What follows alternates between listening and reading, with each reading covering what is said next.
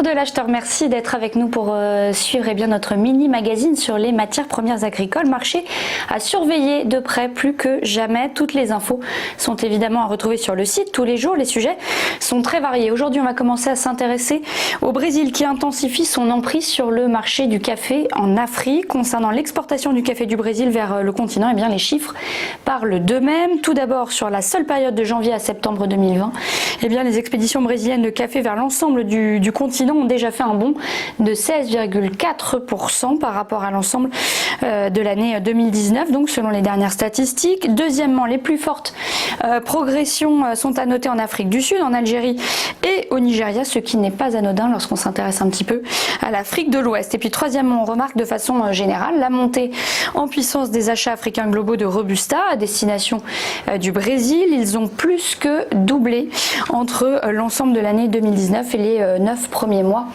2020, contrairement donc à l'évolution sur le segment de l'arabica. Puis enfin, on termine avec les achats du Nigeria de café soluble, brésilien, qui a plus que doublé entre les 12 mois de 2019 et les 9 mois de 2020. Autre information française, cette fois, c'est une petite révolution pour le marché du chocolat chez nous, puisque c'est confirmé, l'augmentation de capital est bien confirmée pour le groupe Semois, premier chocolatier français, on le rappelle, avec 3700 collaborateurs et 750 millions d'euros de chiffre d'affaires. La marque, elle veut ouvrir son capital pour mettre les bouchées doubles, donc en croissance externe, c'est tout nouveau.